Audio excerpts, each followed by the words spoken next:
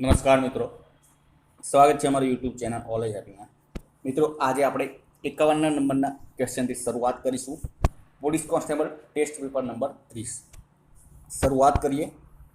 આઈપીનું પૂરું નામ શું છે? સાચો જવાબ રહેશે ડી ઓપ્શન, ઇન્ટરનેટ પ્રોટોકોલ. 52. બિનજરૂરી મેલને કયા નામે ઓળખવામાં આવે છે? તો સાચો જવાબ રહેશે એ ઓપ્શન, જંક મેલ તરીકે ઓળખવામાં આવે છે. એચટીટીપીનું પૂરું નામ શું છે? એચટીટીપીનું પૂરું નામ થાય છે હાઇપર ટેક્સ્ટ ટ્રાન્સફર પ્રોટોકોલ, એટલે કે એ નંબર સાચો જવાબ રહેશે. આગળનો ક્વેશ્ચન. ભારતમાં બનેલ પ્રથમ કમ્પ્યુટરનું નામ શું હતું? દરેક મિત્રોને ખ્યાલ જ હશે, સિદ્ધાર્થ જે ભારતમાં બનેલ પ્રથમ કમ્પ્યુટર હતું. વિન્ડોઝ ઓપરેટિંગ સિસ્ટમમાં ફ્રી ચેટ કરવા માટે કયું સોફ્ટવેર ઉપલબ્ધ છે? ફ્રી ચેટ કરવા માટે વિન્ડોઝ ઓપરેટિંગ સિસ્ટમમાં કયું સોફ્ટવેર ઉપલબ્ધ છે? સાચો જવાબ રહેશે C option, windows messenger. Outlook એક્સપ્રેસમાં કયા પ્રકારનો પ્રોગ્રામ છે? આઉટલુક એક્સપ્રેસ કયા પ્રકારનો પ્રોગ્રામ છે? સાચો જવાબ રહેશે ઈમેલ ક્લાયન્ટ પ્રકારનો પ્રોગ્રામ છે. આગળનો ક્વેશ્ચન. માઇક્રોસોફ્ટ વિન્ડોઝમાં પૂર્વ નિર્ધારિત રીતે કયું વેબ બ્રાઉઝર ઉપલબ્ધ બને છે? એ ઓપ્શન સાચો જવાબ રહેશે ઇન્ટરનેટ એક્સપ્લોરર. પૂર્વગ્રહ જ્યારે બાહ્ય વર્તનમાં અભિવ્યક્ત થાય છે ત્યારે તેને ખાલી જગ્યા કહેવાય છે. સાચો જવાબ રહેશે તેને ભેદભાવ કહેવામાં આવે છે. ખાલી જગ્યા મનોવિકૃતિમાં ખિન્નતા અને ઉન્મત્તતા બંનેના તબક્કાઓ જોવા મળે છે. શામાં જોવા મળે છે? 59 ક્વેશ્ચનમાં સાચો જવાબ રહેશે દ્વિધ્રુવી મનોવિકૃતિમાં ખિન્નતા અને ઉન્મત્તતા બંનેના તબક્કાઓ જોવા મળે છે. બાળ મનોવિજ્ઞાન ખાલી જગ્યા વર્ષ સુધીના બાળકના વર્તનનો અભ્યાસ કરે છે. તો બાળ મનોવિજ્ઞાન જે છે એ 0 થી 12 વર્ષ સુધીના બાળકના વર્તનનો અભ્યાસ કરે છે. આગળનો ક્વેશ્ચન. નીચેના પૈકી કઈ બાબતના અભાવથી સમાજનું સાતત્ય એક પેઢીથી લાંબુ શક્ય નથી? તો સમાજીકરણના અભાવથી સમાજનું સાતત્ય એક પેઢીથી લાંબુ શક્ય નથી. ખાલી જગ્યા એટલે નિયંત્રિત પરિસ્થિતિમાં કરવામાં આવતું નિરીક્ષણ. સાચો જવાબ રહેશે પ્રયોગ, એટલે નિયંત્રિત પરિસ્થિતિમાં કરવામાં આવતું નિરીક્ષણ. 63મો ક્વેશ્ચન. નીચેનામાંથી કઈ સમાજ કાર્યની મુખ્ય પદ્ધતિ નથી? મુખ્ય પદ્ધતિ નથી. 63મા ક્વેશ્ચનમાં સાચો જવાબ રહેશે ડી ઓપ્શન, એટલે કે સામાજિક ક્રિયા. 64મો ક્વેશ્ચન. ગુડ ગવર્નન્સ ડે કોના જન્મદિવસે મનાવવામાં આવે છે? ગુડ ગવર્નન્સ ડે કોના જન્મદિવસે મનાવવામાં આવે છે? તો અટલ બિહારી વાજપેયીના જન્મદિવસે મનાવવામાં આવે છે. 71 નંબરનો question. JAZ LEX NIV PMT તો બરાબર ખાલી જગ્યા. અહીં તમે ચિત્રમાં જોઈ શકો છો, એમાં 4 પ્લસ કરતાં ઈમાં 4 પ્લસ કરતાં આઈમાં 4 પ્લસ કરતાં એમમાં 4 પ્લસ કરતાં ક્યુ. જવાબ રહેશે ROR. 72મા નંબરનો ક્વેશ્ચન. 10, 5, 13, 10, 16, 20, 19 બરાબર ખાલી જગ્યા. તો અહીંના ક્વેશ્ચનમાં સાચો જવાબ રહેશે બી ઓપ્શન, એટલે કે 40 જવાબ સાચો જવાબ રહેશે. તો અહીં તમે શ્રેણીમાં જોઈ શકો છો, 5 દુ 10, 10 દુ 20, તો 20 દુ 40 જવાબ આવે. આગળનો ક્વેશ્ચન. ધારો કે 24 બરાબર 6, 34 બરાબર 7 હોય તો 64 બરાબર ખાલી જગ્યાના ઉત્તરમાં નીચેના પૈકી કયો જવાબ સાચો રહેશે? તો સાચો જવાબ રહેશે ડી ઓપ્શન, 10 જવાબ સાચો રહેશે.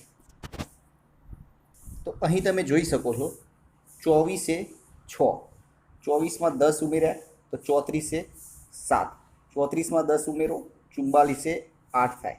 44માં 10 ઉમેરો 54માં 9 થાય, તો 54માં 10 ઉમેરો તો 64માં સાચો જવાબ રહેશે 10 જવાબ આવે.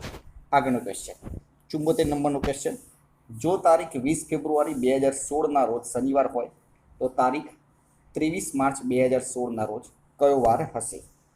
74માં ક્વેશ્ચનમાં સાચો જવાબ રહેશે બી ઓપ્શન, બુધવાર હશે. 20 ફેબ્રુઆરી 2016ના રોજ શનિવાર હોય તો 27 ફેબ્રુઆરી 2016ના રોજ શનિવાર હોય, 28 ફેબ્રુઆરી 2016ના રોજ રવિવાર હોય, તો 29 ફેબ્રુઆરી 2016ના રોજ સોમવાર હોય, 1 માર્ચ 2016ના રોજ મંગળવાર હોય. આથી 8 - 5 - 22 માર્ચ 2016ના રોજ મંગળવાર હોય, એટલે આથી 23 માર્ચ 2016ના રોજ બુધવાર જવાબ આવે.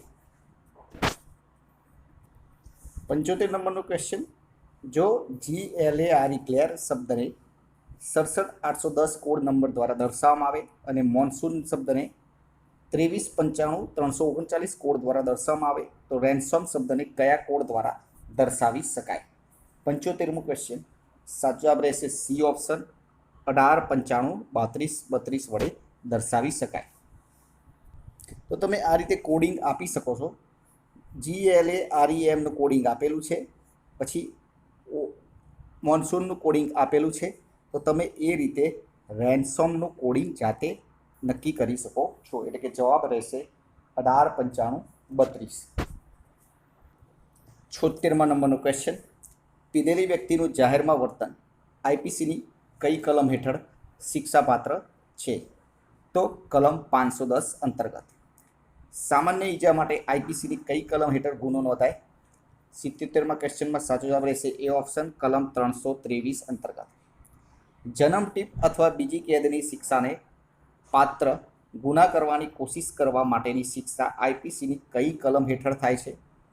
78મા ક્વેશ્ચનમાં સાચો જવાબ રહેશે કલમ 511 અંતર્ગત. ચોરીના ગુના IPCની કઈ કલમ હેઠળ નોંધાય છે?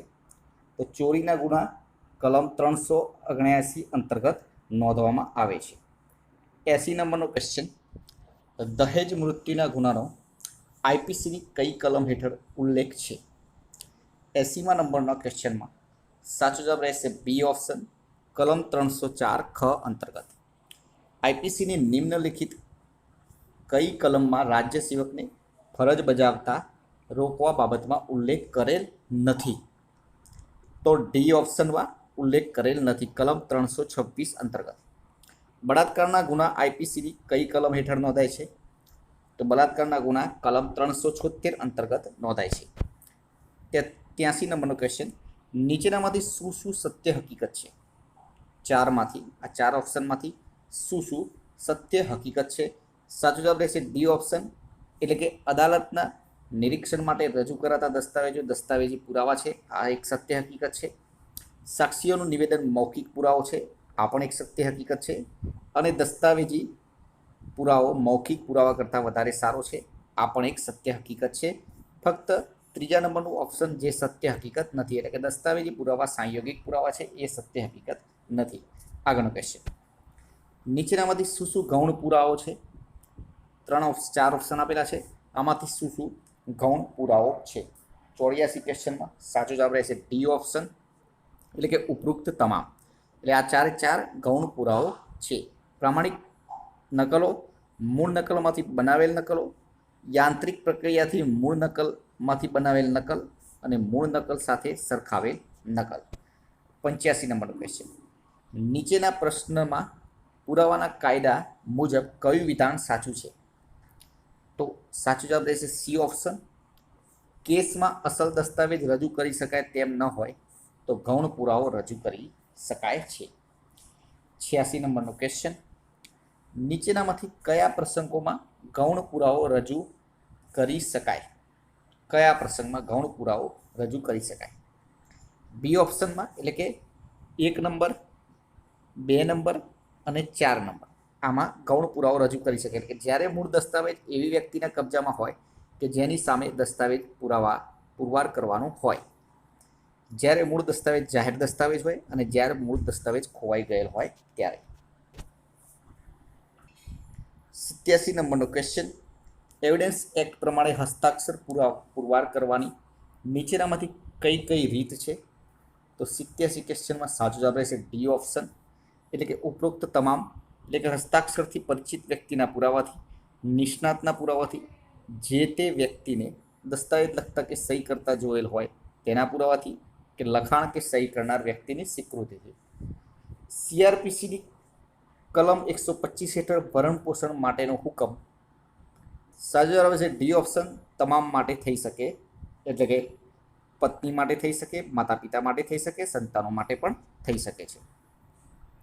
89 નંબરનો ક્વેશ્ચન, કલમ 176 હેઠળ મૃત્યુના કારણની તપાસ કોણ કરી શકે?